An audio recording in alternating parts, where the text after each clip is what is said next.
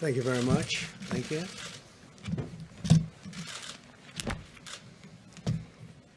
Good evening. I'd like to provide the American people with an update on our efforts to protect the integrity of our very important 2020 election. If you count the legal votes, I easily win.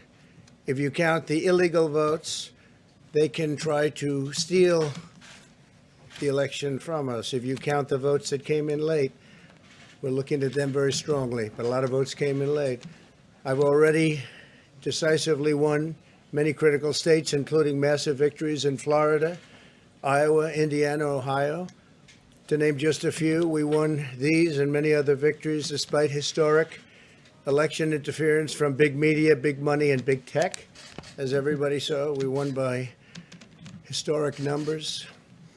And the pollsters got it knowingly wrong. They got it knowingly wrong. We had polls that were so ridiculous, and everybody knew it at the time. There was no blue wave that they predicted.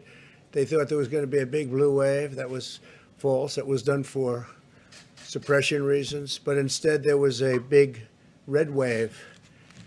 And it's been properly acknowledged, actually, by the media. They were, I think, very impressed. But that was after the fact. That doesn't do us any good.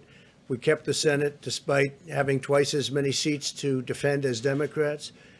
And in a really much more competitive states, we did a fantastic job with the Senate. I think we're very proud of what's happened there. We had many more seats to defend. They spent almost $200 million on Senate races in South Carolina and Kentucky alone, 2 races, and hundreds of millions of dollars overall against us. At the national level, our opponents' major donors were Wall Street bankers and special interests. Our major donors were police officers, farmers, everyday citizens. Yet for the first time ever, we lost 0 races in the House. I was talking to Kevin McCarthy today. He said he couldn't believe it. 0 races, very unusual thing, 0. And actually won many new seats with, I think, many more on the way.